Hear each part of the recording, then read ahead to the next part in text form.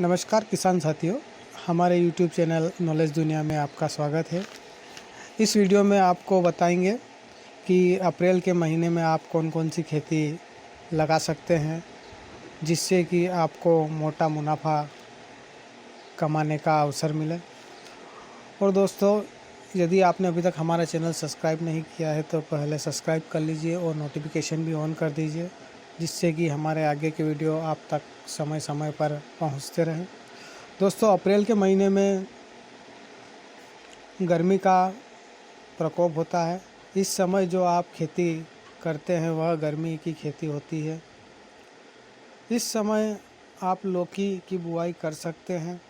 लौकी की खेती करने के लिए आपको क्यारी बनानी होगी और क्यारी में आपको लौकी लगानी है और आपको इसमें पानी का 4 से 5 दिन में पानी देना होगा। इस समय आप तोरई की खेती कर सकते हैं, जिसे हम धारीदार तोरई बोलते हैं। इस समय आपको आपके बाज़ार में इसके भाव भी अच्छे मिल जाते हैं।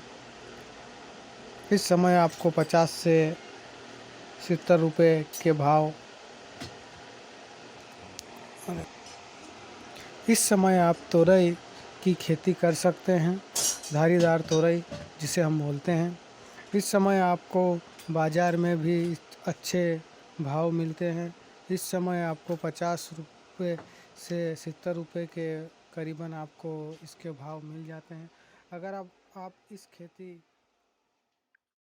इस समय आप अप्रैल माह में इसकी खेती करते हैं तो इस खेती में खर्च भी कम आता है, जिस क्यारी में लगा सकते हैं। अब हम बात करते हैं गिलकी की फसल के बारे में। आप इस समय गिलकी की फसल भी लगा सकते हैं। इसे भी आप तोरई की तरह लगा सकते हैं। चौथी फसल जो है हमारी है वह कद्दू की फसल है। कद्दू की फसल भारी मुनाफे की फसल होती है और इसका उत्पादन भी अच्छा होता है। इस समय इस फसल को आप भाव अनुसार रोक भी सकते हैं। अगली फसल जो है हमारी वह है खीरा की फसल। खीरा की फसल की खेती कर सकते हैं। इस समय सभी बाज़ारों में खीरा की मांग अच्छी होती है। इस समय आप खीरा की खेती कर सकते हैं तो आपको अच्छा मुनाफा मिल सकता है। इस फसल को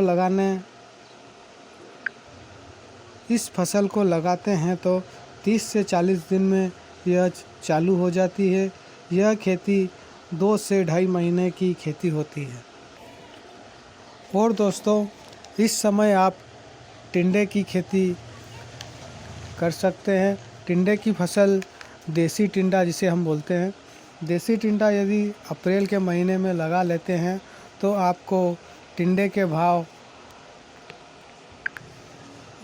आपको अच्छे मिल जाते हैं, क्योंकि आपने देखा होगा कि टिंडा के जो भाव है वह पूरे साल अच्छे बने रहते हैं।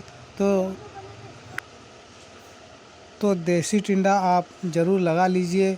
लगाने से पहले आपको बीज जो है उसे बढ़िया क्वालिटी का बीज लेना होगा।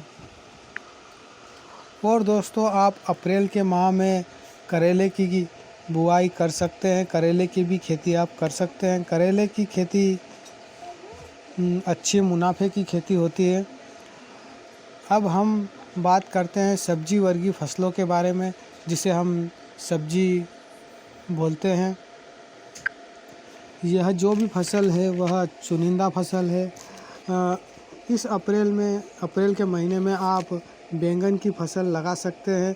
बैंगन की फसल है उसे आप 1 साल तक चला सकते हैं, क्योंकि बैंगन का जो पौधा होता है वह 1 साल तक चलता है।